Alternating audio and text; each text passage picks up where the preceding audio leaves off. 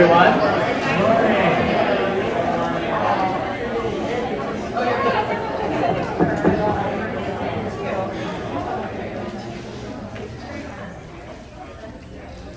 Yeah, it works.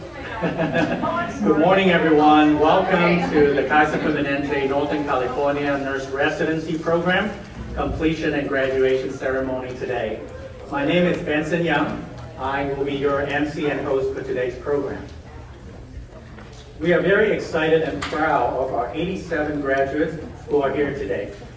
They joined this nationally accredited Vizian Nurse Residency Program exactly 1 year ago today.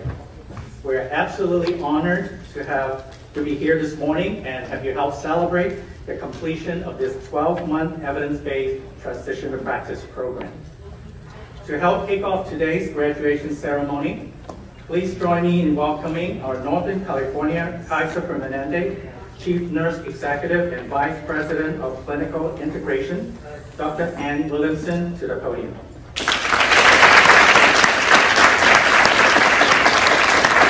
Thank you, Benson, and I want to let our 87 residents know this day, this time is all about you, and how amazingly proud and honored we feel that you have joined, first, the ranks of professional nursing, and secondly, that you're doing it with the best place to do it in the world, Kaiser Permanente.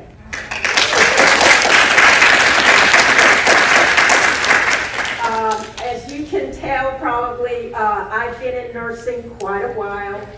I've had the honor of working in many great organizations, and I have to say that being a part of Kaiser Permanente, an integrated healthcare system that truly values health and wellness, as well as care for the ill, is truly amazing. It's an amazing way to what I think will probably be the last job of my career. But in addition to that, I think to see the investment that, we have our illustrious alumni from the Kaiser Permanente School of Nursing that are here with us today. We have our friends from Samuel Merritt University, and Kaiser Permanente has a track record of truly valuing nursing, investing in nursing, nursing education, as well as the practice of nursing. And so I hope that in 2 years, I will see all of your 87 bright and shining faces, leading the way for our organization, because I can tell you, it's those of you new to the profession coming in, refreshing those of us who haven't yet, who've been quite out of school quite a while, and refreshing us to the latest evidence, to the latest thinking, to the contemporary thoughts of your peers, that really will make us long-term a better organization. I believe in you, I value you, and I hold you up as strong and mighty professionals within our organization.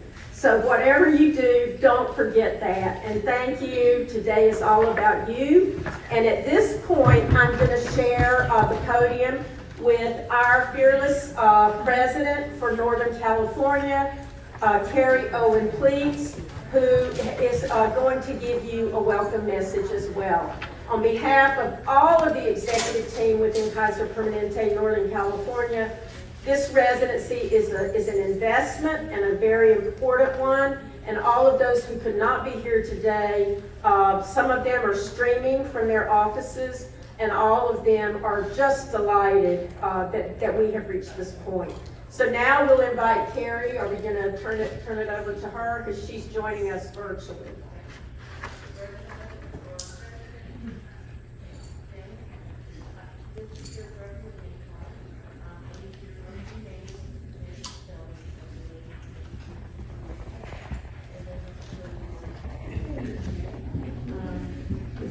There with all of you in person. Good morning. I am Carrie Owen Pleats. I'm the regional president for Kaiser Permanente in Northern California. And If you just one sense of Anne's energy, I have that same level of energy. I am so happy to be with all of you today at the inaugural commencement ceremony for our nurse residency program.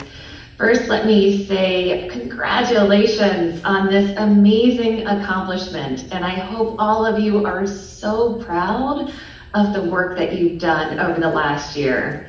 I so appreciate each and every one of you for choosing to start your nursing careers with Kaiser Permanente, and for frankly what you've done over the past two years, what you've done this past year in particular during the height of this relentless COVID pandemic. As I round through the 21 hospitals in Northern California, I continue to hear an immense amount of gratitude for all of you who eagerly jumped into caring for our patients, asking great questions and sharing your ideas of how to make Kaiser Permanente even better during such a critical time for your healthcare, for our healthcare. Your energy and your passion is absolutely contagious. I also share in the gratitude and am so committed to supporting the profession of nursing by investing in our wonderful pipeline programs such as this, supporting the development of our nurses.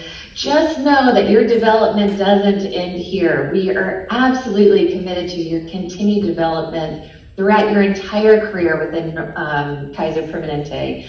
And I just happened to have the wonderful privilege of talking to one of our nurses yesterday who was just super excited to get her diamond earrings on her 35th anniversary as being an ICU nurse at Kaiser Permanente. She's super excited. She's got 2 more years. She's been here for 33. But you are seriously one of the silver linings that I am the most proud of. I had the pleasure of joining Kaiser Permanente 18 months ago. This was right before the Delta surge. So you know how we relate everything to surges these days. Like many of you, part of the reason I joined Kaiser Permanente was for the mission. And since joining, I have found the commitment to the KP mission by the people of this organization to be incredible and such an inspiration to me. I hope all of you are proud to be part of a mission-driven organization, and I want you to know that each of you played and will continue to play a critical role to serving this community. We could not do it without you. So let me close by saying, or giving you 3 pieces of advice. Remember your why. Remember why you got into healthcare, why you became a nurse in the first place. You will have amazing days at work, those days that are so fulfilling, and there will be some days that are long and will be emotionally draining. And in those times, I encourage you to don't forget your why in healthcare and think about carry maybe something with you that always reminds you, whether it's a bracelet, whether it's a memory about those precious moments, those good days, because you are saving lives every day. Okay, second, share your ideas. I feel strongly that the best ideas come from those who are closest to the work. So continue to be curious, ask those great questions, and share your ideas. At KP, we strive to be the best, and we don't always get it right, but the only way we can truly be the best for our patients is because of your ideas, and together we will make it happen. And lastly, which honestly is truly the most important, you remember when you get on an airplane, and they always say put on your oxygen mask before you put on the oxygen mask of others? So is taking care of yourself. We don't do a great job at it, and we've got to get better at it. So please take care of yourself. Do what you need to do, whether that's walking outside, doing meditation, reading a book, confiding in your colleagues, or in a therapist. There is no weakness in seeking therapy and the support of others, in taking care of yourself. Whatever the self-care is, that works for you, please make time for yourself. Again, you can't take care of others unless you take care of yourself. So always remember to put your oxygen mask on first. Thank you. Thank you so much for what you're doing every single day. Thank you so much for joining the nursing workforce. It is a true privilege. Thank you for letting me join today, and congratulations and welcome to the KP family. Enjoy the rest of your graduation. Always meaningful words. Thank you, Carrie. Okay, so now I'm going to turn the podium over to Stephanie Woods, our newest member of my executive team, coming to us from somewhere not too far from where I grew up, Alabama, the University of Alabama, Birmingham, and very happy to have her on the team. Thank you so much.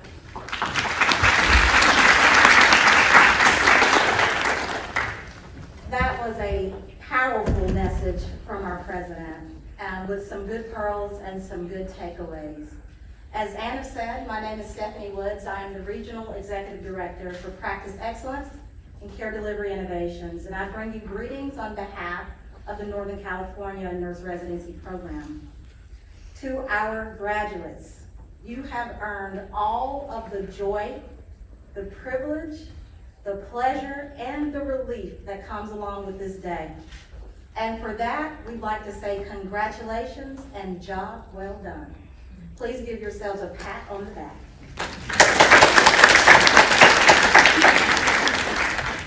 As I stand here though, and I reflect upon your journey, you have had a trajectory of tremendous growth over these past 12 months. You've gone from shadowing your preceptors to growing into yourself more professionally. You've gone from being introduced to introducing yourself. And as you have completed our nurse residency program, you've also completed a process of both becoming and being. Becoming more independent in practice, becoming more of a critical thinker, becoming more self-assured and confident in your own skills and abilities. And being, you cannot forget that. Growing into who you are as that therapeutic presence at the bedside. You are the person that we look to for empathy, to hear us, to learn, to advocate for us. And you did it all with grace, and you did it during one of the most unprecedented times in our country and for healthcare. You were the first to usher in a new pathway for Kaiser Permanente, to transition new graduate nurses into the professional practice of nursing. And because you did it with such grace, we would like to honor you today and celebrate your accomplishments. We put together a walk down memory lane to celebrate you and to allow us all to relive your precious moments. It is an extraordinary honor to be a part of this program and to look upon the faces of the next generation of nurses who will not only lead, but to carry our profession forward in ways that we could never imagine. So congratulations to you, and I hope that you enjoy the tribute. Thank you.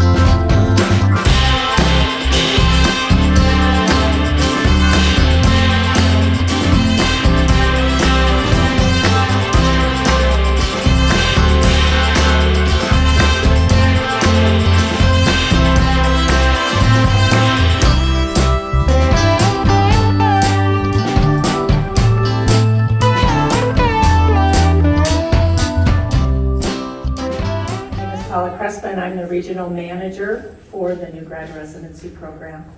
And it is my honor to ask the group from Sacramento to please join us up on the stage. Part of our program is the team working on an evidence-based practice that will impact how we deliver care to our members.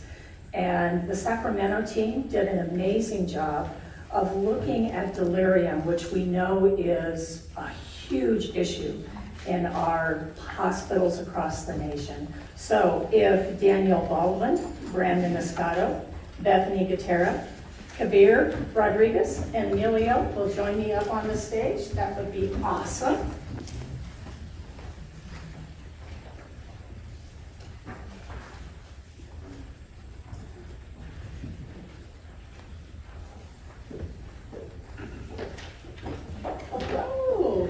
They're all going to stand together and hold each other up because you know it's a little scary speaking in front of people. So I'm going to tee you up. Is the clicker work? Yes, it does. Okay. Is it this one? Okay. Thank you so much. Good morning. Thank you for joining us this morning. It is an honor to present to you our proposal for a very important project, delirium prevention. All of us on our units have experienced patients who become delirious, and it is a tragic sight to see because of its lasting effects. Delirium is a neurobehavioral complication that is common in hospitalized patients and highly prevalent in various clinical settings. There we go, okay. After major surgery, delirium can have incidence rates up to 51%, and in ICU settings, up to 82% of elderly patients develop delirium. According to Ludolf, patients with delirium experience prolonged hospitalizations, functional and cognitive decline, higher mortality, and a higher risk for institutionalization. According to Corky, a clock is one of the most important items for people with delirium to mitigate their symptoms. From the American College of Surgeons, patient rooms must accommodate the needs of the older adult. Rooms must incorporate directed elements for patient reorientation, such as a large clock or other display of date, day, and time.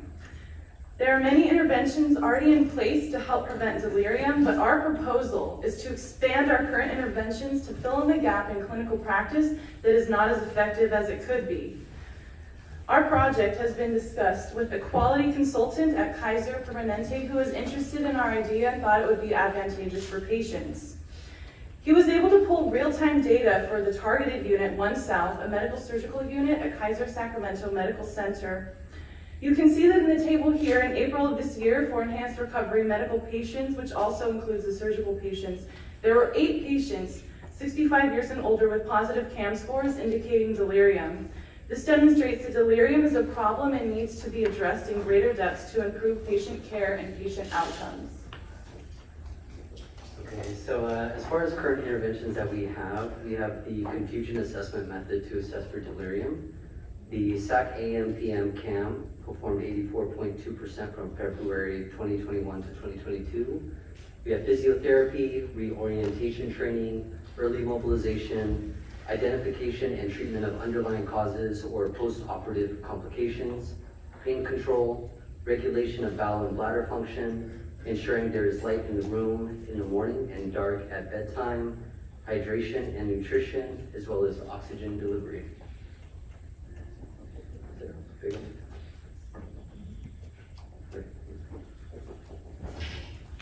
So our research question was asking, does placing a digital clock with large letters and numbers on the bedside table that can display time, day of the week, date, and time of day, in other words, whether it's morning, afternoon, or night, if that will impact the rate of delirium for post-operative patients 65 years and older on the 1 South at Kaiser Sacramento Medical Center over the time of 1 year.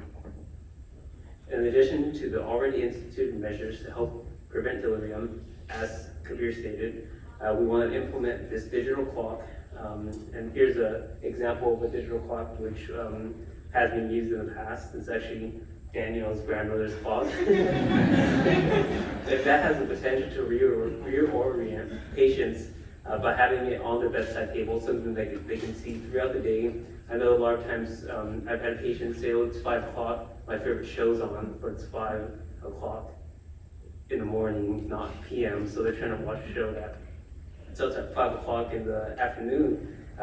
Will this aid in them being able to be reoriented? A lot of times our care boards in every room, they'll have a day of the week, but I find that a lot of patients have visual impairments that they don't bring either their glasses with them or contacts, so they're not able to see the actual time of day. So this lets us place it somewhere that they can see it, somewhere that they're going to throughout the day anyhow. So we actually proposed this to the unit manager and quality committee.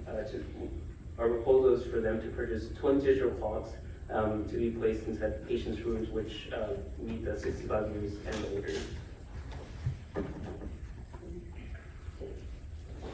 So regarding evidence-based practice, the model that we chose is the Donabeedian model. There's 3 different parts to this: structure, process, and outcome. It's used as a framework to evaluate the healthcare service.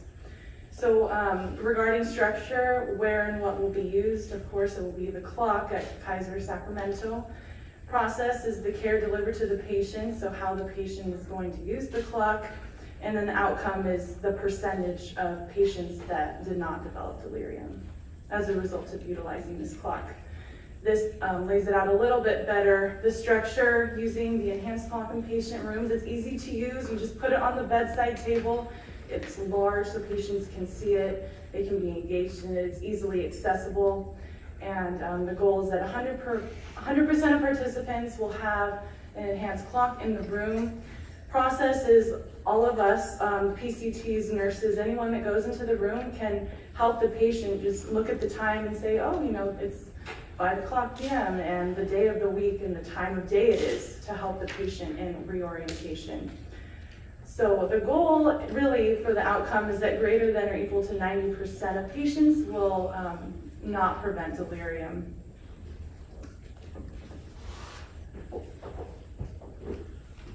We want to tie this obviously into Kaiser's professional practice model.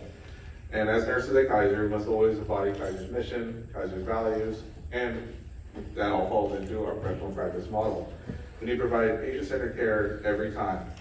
And in a patient who is not oriented, that can be a little difficult because we're trying to bond with the patient, but it's hard to relate to someone who isn't aware of where they are or what time it is. We hope that the clock will help with that.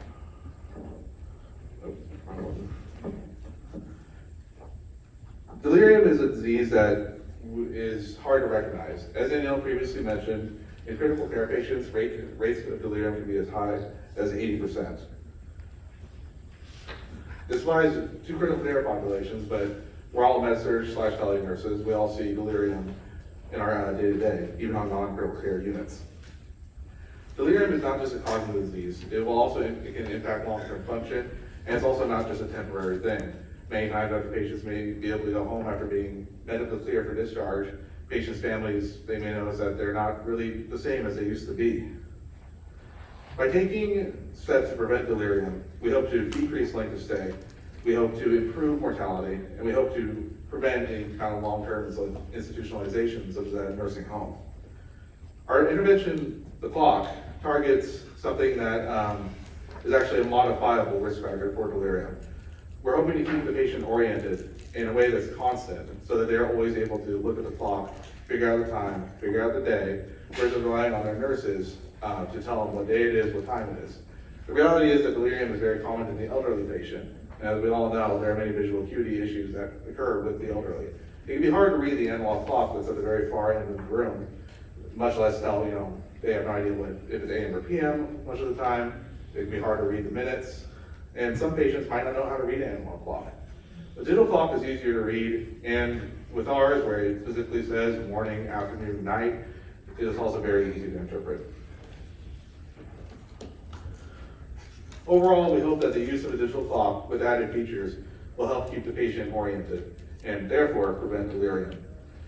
We believe that our intervention is attainable. It's relatively cheap, about $30 per clock. And to place these at the bedside will most likely make a large difference for our patients. Thank you.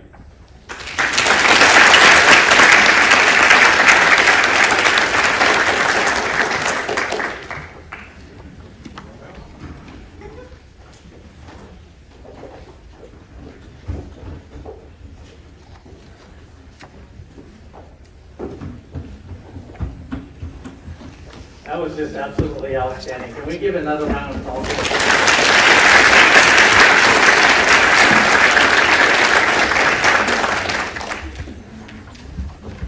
So it is my pleasure with great honor to help introduce today's keynote speaker, Dolores Jones. Dolores retired from Kaiser Permanente in 2000, the year 2000, after a career of 37 years with the organization.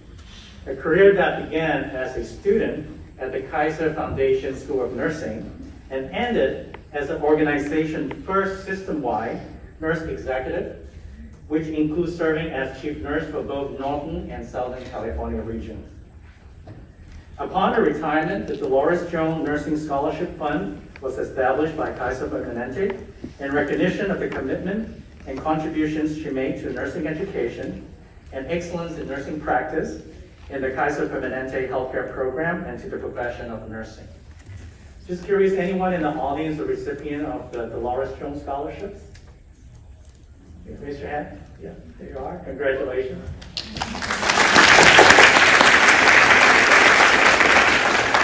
Following her retirement from Kaiser Permanente in 2000, Dolores established the California Institute for Nursing and Healthcare and served as its executive director for 12 years. The institute, now known as Health Impact, is a California's key nursing workforce center. Upon retirement from Health Impact, Dolores returned to Kaiser Permanente, serving as member of the Northern California's Region Life Care Planning Council and as a member of the board of directors of the Kaiser Foundation School of Nursing Alumni Association and its Heritage Project Director. Dolores is currently serving as president of the association. She's also co-editor of a recently released book, Kaiser Foundation School of Nursing, A Legacy of Disruptive Innovation. Dolores received her nursing diploma from the Kaiser Foundation School of Nursing, baccalaureate in nursing from Columbia Union College, and master's in nursing from the University of California, San Francisco. Please join me in welcoming Dolores Jones to the stage.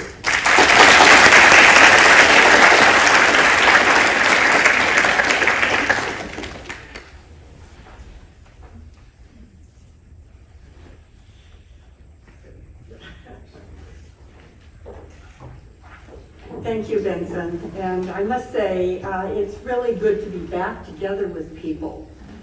This new technology with our Zooming and all of this has worked very well for these last couple of years, but it's sure good to see people's faces again.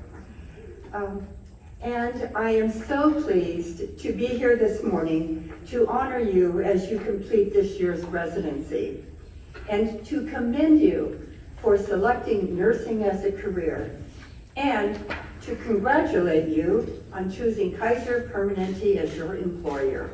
And I think you've been hearing that all morning. We're so pleased that you're here with Kaiser Permanente and that you have selected nursing. You have joined a proud profession at one of the most difficult times in our history. You completed your schooling as clinical sites were closed to you. You learned to be resilient in adapting to new ways of learning. You balanced school, perhaps work, with your family's needs, which included children being schooled at home through the internet and isolated from their friends. You cared for patients in your first job as hospitals were facing with surges of critically ill patients and entire floors being converted to COVID units. And you went to work each day worried about unknowingly bringing COVID-19 home to your family. You may have even wondered, why did I ever become a nurse? You have truly been baptized by fire. You are also trailblazers. Go back. We've got a signal here, but we're still with our proud profession here. Well, you are also trailblazers, and I do truly hope are a harbinger of what is to come. You have completed a formal residency in nursing. Nursing is the only healthcare profession that does not require a residency before being qualified for practice.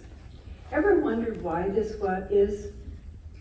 Even with college-based programs, nursing education continues to carry with it the baggage of diploma or hospital-based programs. Back in the day when hospitals had their own nursing programs, the students staffed the hospitals and learned to care for patients through basically apprenticeship programs. New graduates could hit the floor running. Even as diploma programs closed, that idea continued, and hospitals expected to bring on new graduates requiring only an orientation to the facility. Over the decades, it has become painfully evident that a more formal and standardized approach is needed for new graduates to effectively transition into practice. But the requirement for residencies as part of our nursing education has not yet come to fruition. Residencies or transition to practice programs is something that I have been advocating for decades. Several years ago, when I was head of nursing for Northern California, much as the way Ann is now, I sponsored the organization's first residency program. We called it a nurse neophyte program. We even had a new graduate hiring and paying scale.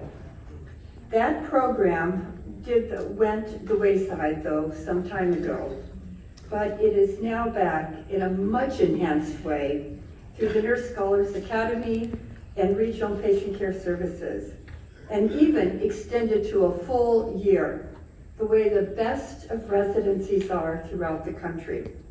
I commend Ann Williamson and Jem D'Alfonso, who had the vision to begin these residencies and invest in nursing in Kaiser Permanente in the best sort of way. Your residency, though, is even more important, as you did not have the benefit of even the most modest clinicals.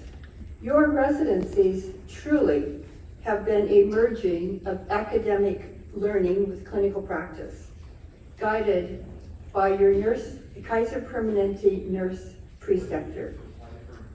But this program has also had the benefit that is currently missing in many academic programs.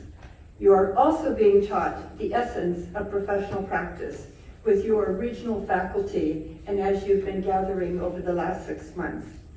And you perhaps are filling a gap that many nurses have experienced over the years. This morning, I'm going to give you a short history of Kaiser Permanente and the Kaiser School of Nursing. It'll just be a teaser for you in the book that you can read about in our book in more depth. And I believe you all have a copy of it. I'm going to share with you also some of the elements that made our School of Nursing, the Kaiser Foundation School of Nursing, a most remarkable school with an enduring legacy that differentiated it from other schools at the time, disrupted many of the traditional aspects of nursing education, and became the foundation for nursing within Kaiser Permanente. I'll conclude my remarks by bridging the past to the present and the future, with the legacy elements serving as links. Through this bridging, you will see how you, as new Kaiser Permanente nurses, will help ensure the legacy continues. The Kaiser Permanente story began when industrial giant Henry J. Kaiser engaged a young physician, Dr. Sidney Garfield, in the late 1930s to provide medical care for his growing workforce at a monumental civil engineering project that he had just embarked on. This was the Grand Coulee Dam in the Columbia River in eastern Washington. Garfield had introduced a radical concept that shifted the focus of medical care to the prevention of industrial injuries and the promotion of worker safety. He had already proven that such an approach to medical care delivery was superior to the system that focused only on the treatment of illnesses or injuries. Dr. Garfield developed his concept for providing care to workers who were building the California aqueduct that was bringing water to Los Angeles from the Colorado River. This was during the Depression years, and Garfield was at a tiny hospital in the Mojave Desert at a place known as Desert Center. Following the completion of the Grand Coulee Dam and the beginning of World War II, Henry J. shifted his attention to the building of ships to support the war effort, most notably the Liberty ships. And in this slide, you can see Henry J. Kaiser up there with his bald head with the shipbuilding workers and one of the infamous Liberty ships being launched. Kaiser had Dr. Garfield put together a medical system to provide care for workers at his shipyards and steel mills along the West Coast. He had a workforce that grew to almost 200,000 nearly overnight. After the war, the unions that represented workers in Henry J.'s vast industrial complex wanted the employees to continue to receive the same kind of medical care as they did in the shipyards. A new prepaid health plan and group medical practice model thus emerged under the partnership of Henry J. Kaiser and Dr. Garfield. That health plan, Kaiser Permanente, was based on Garfield's vision. His key distinction between health care and sick care was a sharp contrast to medical practices of the day, which focused primarily on treating illnesses and injuries. His vision became the hallmark of Kaiser Permanente. Well, Henry J. Kaiser was a mover and a shaker. He was one of the most influential industrialists in the history of the United States. He built dams, automobiles, Liberty ships. He had factories that made aluminum, steel, cement, and gypsum amongst his many 60 different enterprises. Although he did not start out to develop a health plan, his goal was to provide the best medical care possible for his employees.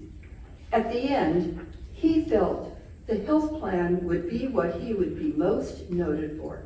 How many of you have heard of Kaiser Cement and Gypsum? Raise your hand. Kaiser Steel, Kaiser Aluminum, the Kaiser Automobile, even Kaiser Air. Actually, Kaiser Air is still in Santa Rosa, I know, and Oakland, there's still Kaiser Air. But you've all heard of Kaiser Permanente, the health plan. This was a difficult time for the emerging health plan and newly created Permanente Medical Practice Group, as it faced strong opposition from the medical community, as their approach to care, prepayment, prevention and wellness, group practice, integrated systems, ambulatory care, went against the traditional practice of medicine, which included fee-for-service, treating sick patients, solo practice, separate parts, that meaning insurance separate from the providers, and hospital-based care. Permanente physicians were not even allowed to join the local medical society, as the established medical community felt what they were doing was unethical. Even the American Medical Association called the Permanente physicians socialists because of group practice and prepayment. This tough environment demanded that the doctors demonstrate that their new way of practicing medicine resulted in high quality care. Our School of Nursing was born into this contentious climate, and our faculty rose to the challenge of preparing new nurses with the best education possible. Dr. Garfield's vision for the health plan also included establishing a school of nursing to prepare nurses to care for patients and members in this new healthcare model. Nurses that knew how to implement the Permanente way of practicing medicine. His vision for the school was that it would offer training on par with that of resident physicians, with a focus on science and community health. The 1945 second annual report of the Permanente Hospital Foundation described his vision for nursing. It's on the screen in front of you. And it included wanting an accredited school that would be free from the traditional pressures of economics on nursing education, permitting proper emphasis and time in the purely medical aspects of instruction on a parallel with resident physician training. Nurses who implemented the Permanente way of practicing medicine needed to approach care from a broader perspective, beyond the hospital setting and into the community. They also needed to frame their care with this new paradigm that was centered on prevention and wellness. This required a different form of nursing education from which the School of Nursing was born. The School of Nursing was jointly established by Dr. Garfield and Henry J. Kaiser and his wife, Bess. The Kaisers funded the program through their family foundation and remained closely connected to the school throughout their lives. Henry J. delivered the first commencement address. He lectured to students, and they even entertained students at their home.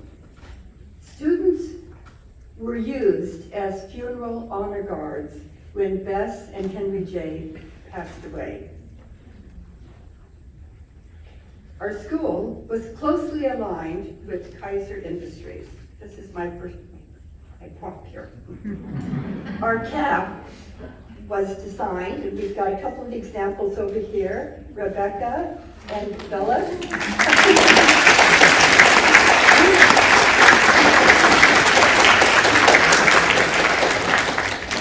Our school was closely aligned with the Kaiser Industries, and our cap was designed to reflect the Kaiser Industry logo, and the board of trustees included many Kaiser Industry executives. Henry J. considered establishing the School of Nursing as one of his finest accomplishments. The school opened in 1947 as a diploma program at the Oakland Hospital, and that's here on the left. It provided an ideal opportunity to reimagine nursing education. The building on the right is the Piedmont Hotel, which was purchased by Dr. Garfield as our student nurse residency and really kind of the home of the nursing program. Led by a doctorally prepared nurse, Dorothea Daniels, the new school rejected the dominant norms of the time and had an unprecedented curriculum that prioritized prevention and health promotion and wellness over conventional institutionalized sick care models. In 2015, the Alumni Association gifted a life-size bronze sculpture of a Kaiser student nurse to the Oakland Medical Center, the home of our school. This sculpture inspired the organization's new leadership to learn more about the School of Nursing. Thus, a legacy project was launched to document the history and the legacy of the school. How many of you have seen this sculpture at the Oakland Medical Center? If you haven't, when you have a chance, it's right there between the plaza, between the garage and the entry into the hospital. It's a very inspiring sculpture. Through interviews of alumni who shared their inspirational stories and experiences, and through archival research, it became clear that the graduates of the school were nursing pioneers and were taught by an amazing faculty. Most of us who attended the school did not realize how distinctive and innovative it was, although at least one student in an early class knew it was different from the others, as evident by her description in 1953. In a student publication, she said, "We believe the day will come when the KFSN will be recognized as one of the leaders in progressive nursing education." Well, it's only been by looking back and reflecting upon the school's place within Kaiser's very rich history that the legacy elements emerged. I now want to focus on some of the legacy elements that distinguished our School of Nursing from others. The first legacy element I wanted to focus on was autonomy. In 1953, under the leadership of a new director, Margarita McLean, the school separated from the hospital.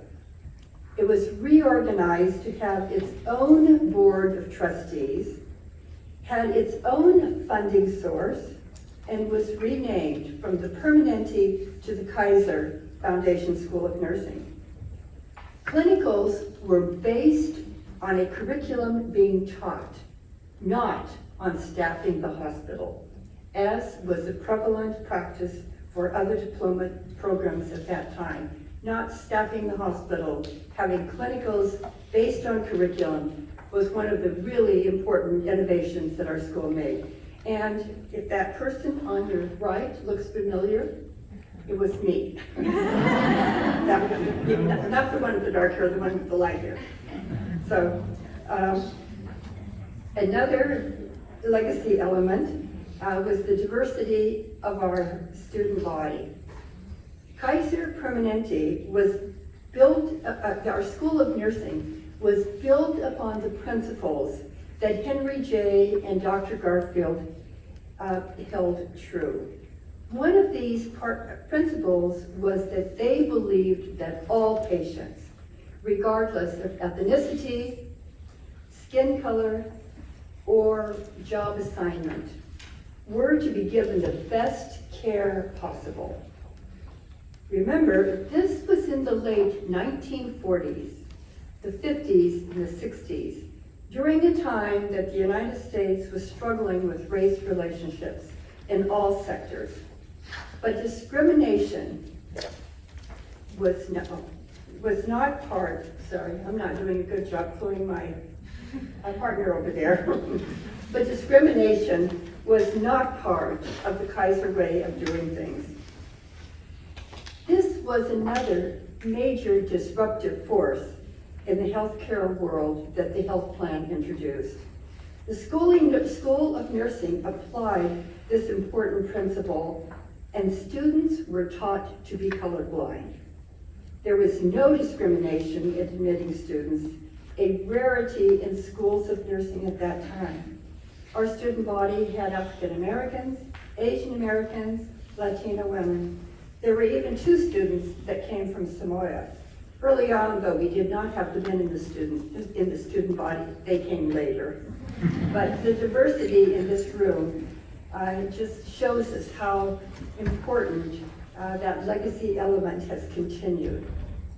Another legacy element was academic partnerships. From the very beginning, 1947 to the early 1950s, academic partnerships were established. First with Holy Names College. Classes were taken there that provided fully transferable credit to encourage students to continue their education with a baccalaureate degree following graduation. The notion of progressive education was evident as early as 75 years ago.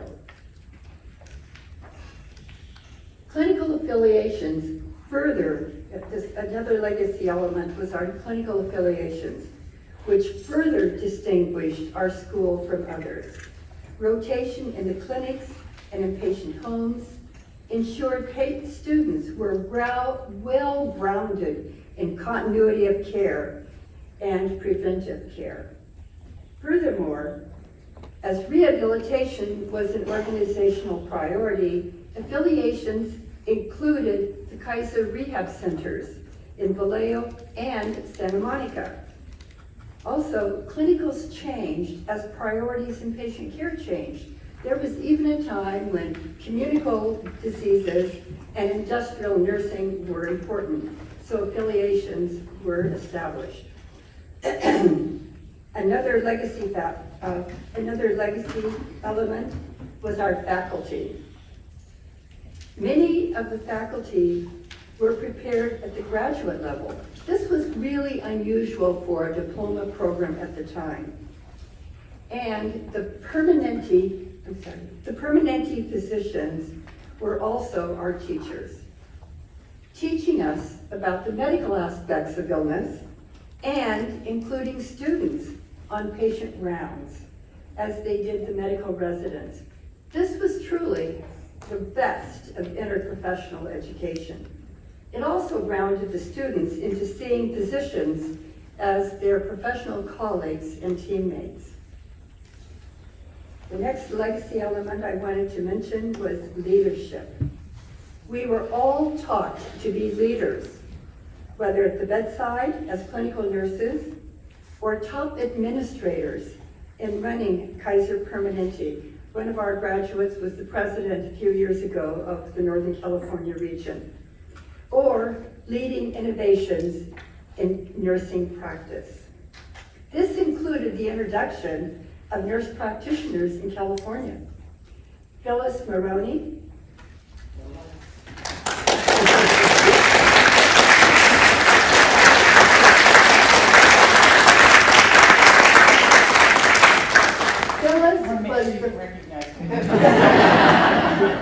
Phyllis was the first nurse practitioner trained in California.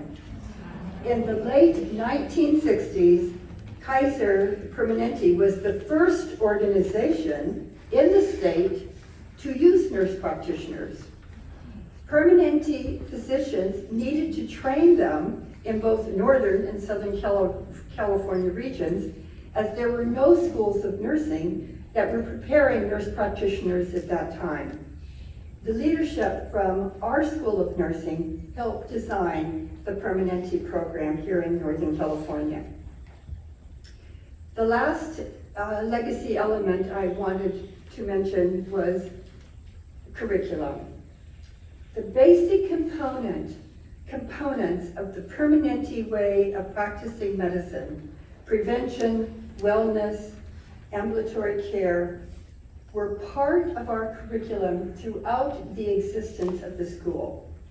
Furthermore, although we didn't call it critical thinking or evidence-based practice, active problem solving through providing care was a key component. And the caring component was foundational to our education. In the 1960s, diploma programs were on the decline, and the Board of Trustees set out to forge an academic partnership with a baccalaureate granting college.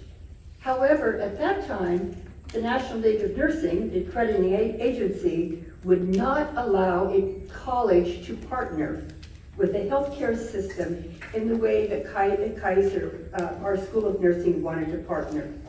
The school's Board of Trustees wanted to keep the Kaiser name in the school. After all, they were going to be paying for it. And they wanted to ensure students were taught the Permanente way of delivering health care. Because a partnership could not be forged, the commitment to support baccalaureate education resulted in the difficult decision to close the School of Nursing in 1976 after graduating 1,065 nurses over 30 years. And as we look back on it, we were really ahead of our time. Think about UC Davis with the Betty Irene Moore School of Nursing. The Moore Foundation's paying for it. Our schools of nursing coming to service providers saying, help us design a curriculum that's going to work for today's nurses. We were ahead of our time.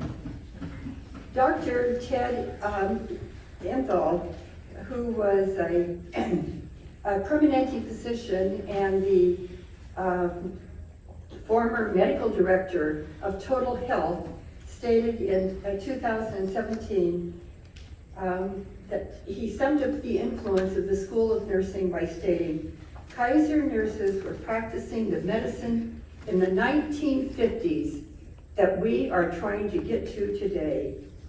Another way to say it is that the practice of nursing and nursing education has finally caught up with what Kaiser nurses were taught over 70 years ago.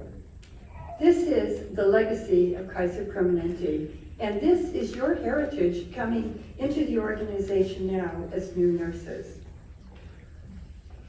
I want to conclude my remarks today by reflecting on one of the school's key and enduring legacy elements, and urge you to continue the legacy by ensuring that you incorporate into your practice the essence of professional nursing, caring, the heart of nursing.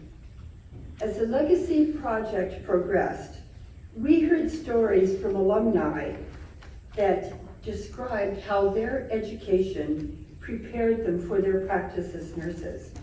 We heard over and over again comments such as, we were taught how to incorporate the concept of caring into our care for our patients. We were taught to care for the whole patient, the family, in everything we did. And we heard, the importance of caring for all the patients I have had has remained with me in all my years as a nurse. I learned this in nursing school. This is what gives me joy as a nurse. Caring is based upon developing a nurse-patient relationship, which requires that a nurse is authentic and engaged in interactions with patients. Caring takes patient care beyond the medical aspects of an illness. It is treating the whole patient, not just the physical one. It significantly impacts the patient's immediate well-being and long-term recovery through creating a healing environment. The healing environment is the heart of healthcare. Why did I decide to focus on this element of the legacy?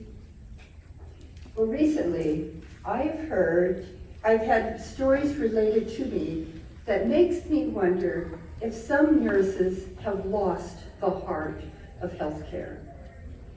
It is also recognizing that there are many barriers exist that may under-prioritize compassionate care. The technology that has made our modern healthcare system so utterly amazing has the potential to marginalize nursing's greatest contribution to the health and well-being of our patients. As nurses focus on tasks, managing the machines, and using data to assess patients, they can do this without ever even needing to interact or look at the patient. The technology needs to be a vehicle that enables the nurse to better care for the patient, not as a substitute. During these last couple of years, the pandemic has challenged all in healthcare to re-examine and reaffirm our values. Caring is truly one of nursing's strongest values. The greatest contribution you can make to your profession is to ensure you keep caring at the heart of your practice. This will sustain you throughout your professional life. It will keep you energized, renewed, and focused on why you became a nurse. This sculpture, which the Oakland Medical Center, has as its title, Nursing, the Heart of Healthcare. It is an ever-present tribute to all nurses, which includes all of you. Let us now close by hearing the voices of some of the alumni, hopefully inspiring you to continue the legacy.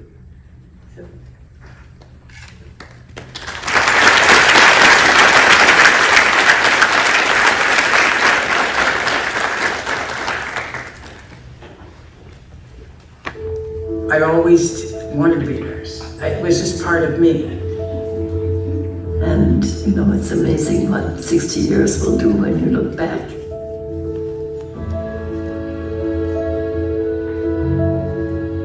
Dr. Garfield had a vision for the School of Nursing, which included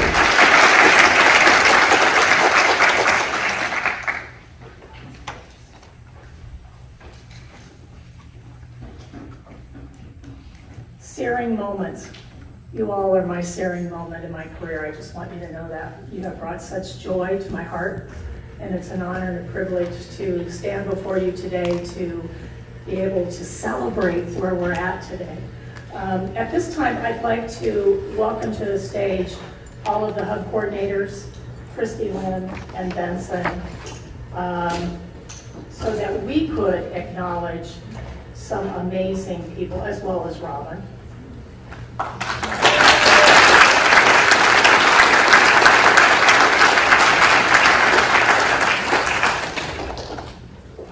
Benson's counterpart used to always tell us that we were building an airplane while we were flying it. And I have to tell you, a year ago in my journal, I wrote that I felt so blessed that I had this team working with me. They were all so uniquely different, and they brought something so special to the table that I knew without a shadow of a doubt that we were going to have an absolutely awesome new grad program. So I want to just pause for a moment and start with the acknowledgement and the appreciation to Dolores. We have a little gift for you.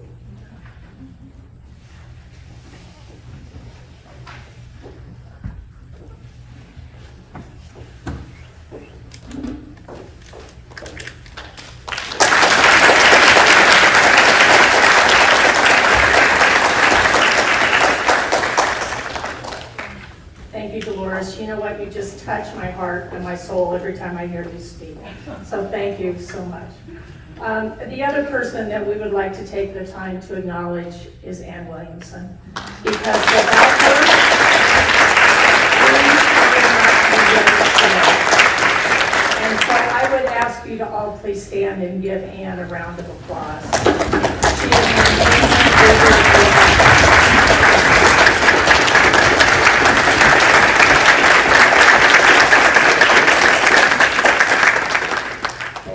Thank you, Ann, for all you have done. I know you've been at the table long and hard for us, and it didn't go unnoticed or unappreciated.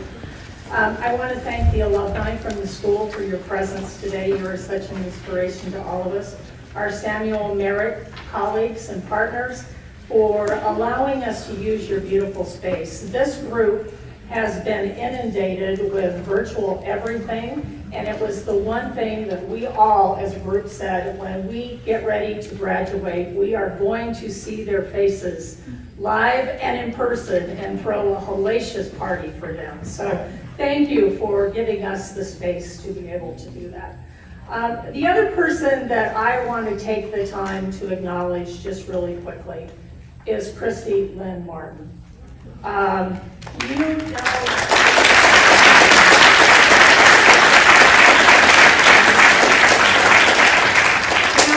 none of this happens without a lot of dedication, teamwork, and tenacity. And we have been so fortunate and so blessed to have Christy Lynn on our team. She has done so much for all of you that you were successful in being able to be here. And we so appreciate you beyond words, beyond words. So thank you.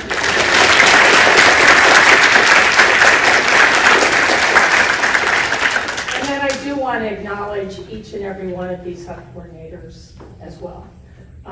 They were there to hold your hand in the late nights when things didn't go well, when you were worried, when you were concerned. Each one of them have shared their stories of the times that they've been with you. They've encouraged you, they've mentored you, they've helped you. So I would like to start with by thanking Sarah, who did our East Bay Hub.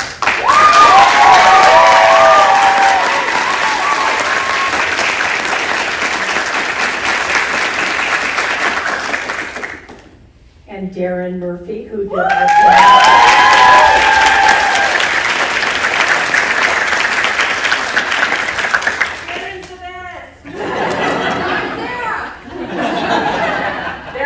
the best, guys. And Lori, who held together the Sac Valley and the Central Valley and every valley in between.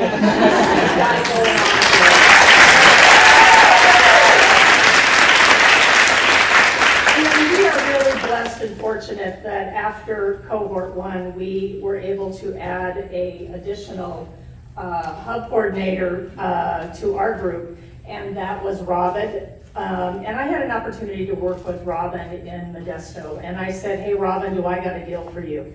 I need somebody that can hit the ground running, and you know what, she started running and she hasn't stopped. So you know what, I'm going to give her an amazing gift of a multitude of flowers, because she is just my gift. And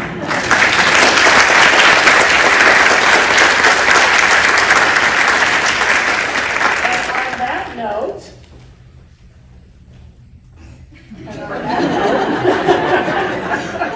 it always makes me nervous when you stand behind me. On that note, I think we're going to move forward with our program to be able to present you guys your certificates of completion for the new grad program. So I'm going to turn it over to Benson to give you your marching orders.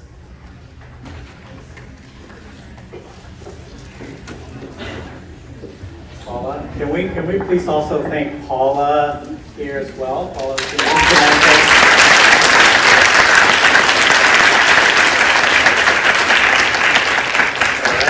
so we are, at this time, we'll begin the presentation of the graduates. So with Lori Naylor's group, please stand and come forward to the left.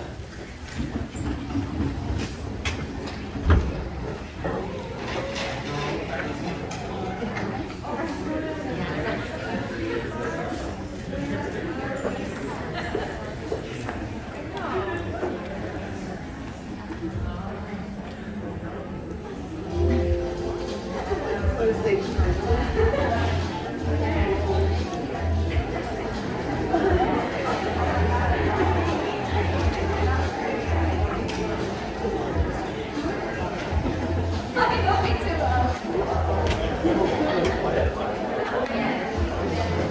Okay, guys, so I'm Robin again. I'm going to be calling out the names of the residents as they come up and get their pen and their roses. So I first have Kabir Rodriguez, and he was at the South Sacramento facility. So I'm going to have you go over there.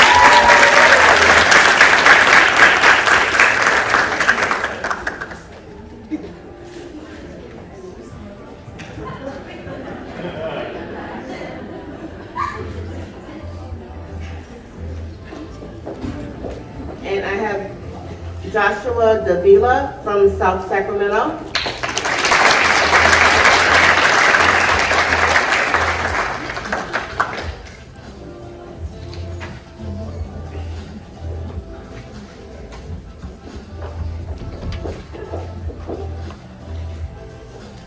And then Christopher Rodriguez from South Sacramento.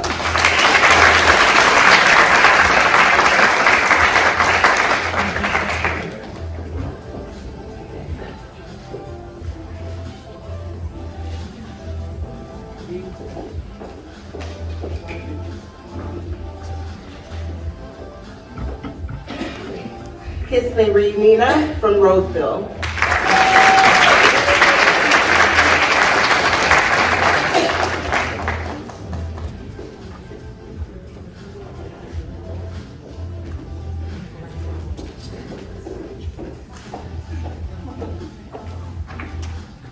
Okay, Rebecca Valencia from Roseville.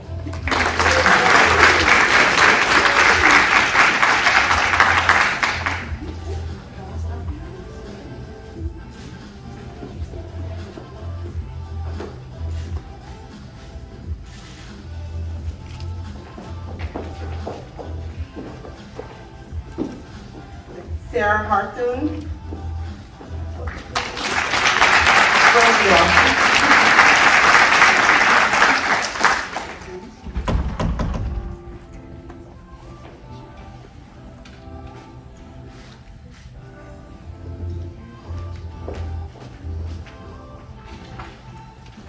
Taylor Haley from Roseville.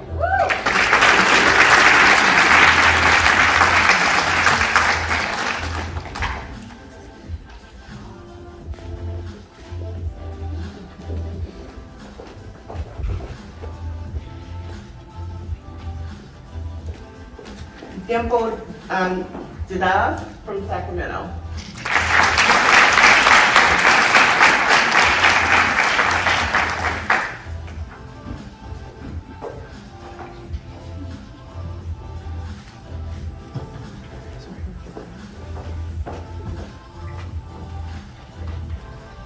Kim Pine from South Sacramento.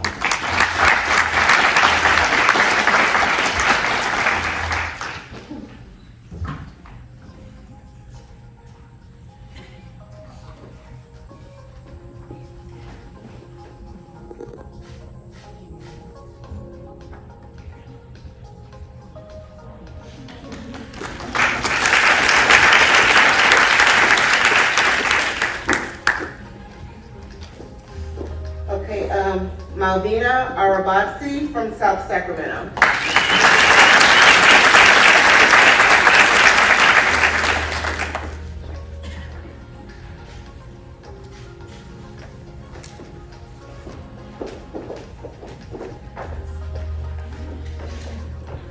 Brandon Escoto from South Sacramento.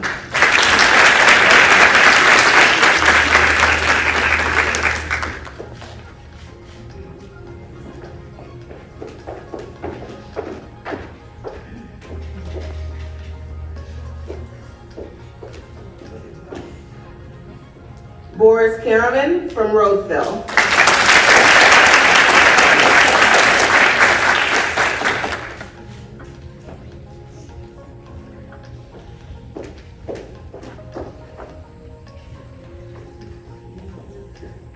Daniel Krasny from Roseville.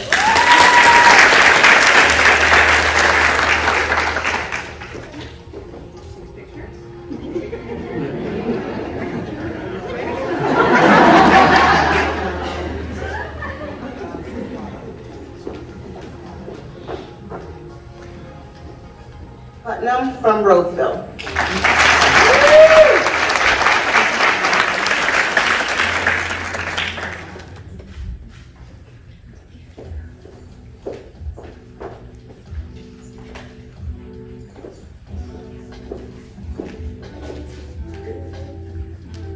Bella Zulfikar from Roseville.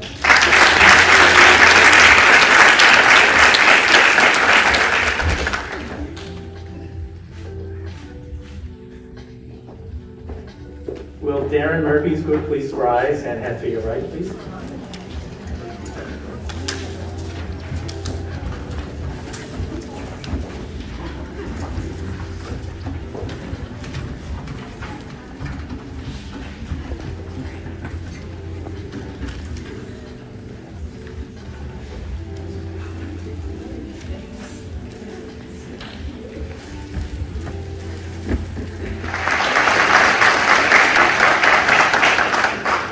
Last but not least, will Sarah Epicada's group please stand and head to your right, please?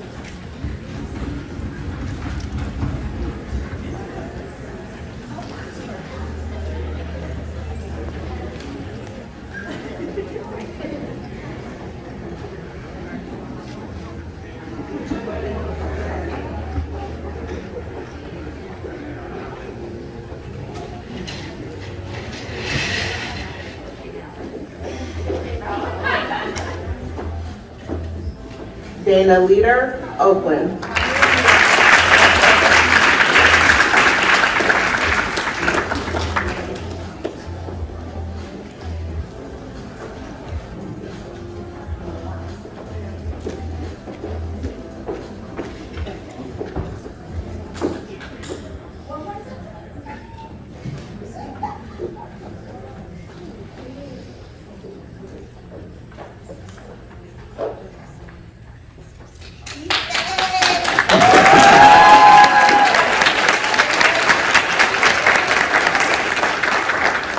This time, can I please have all the residents please rise and face the audience?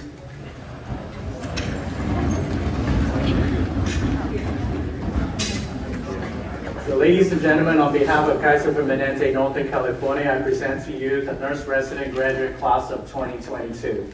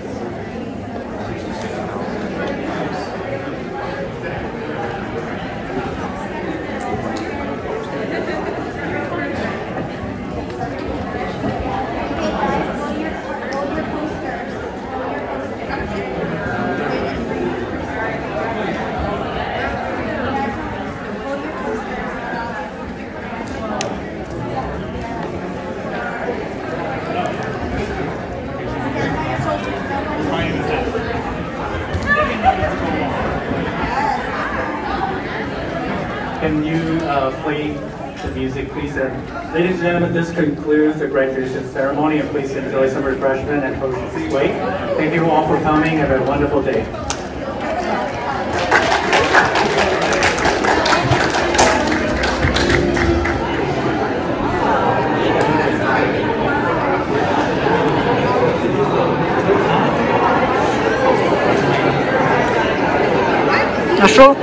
сертификат о том, что я закончил бариста роман. Поздравляем.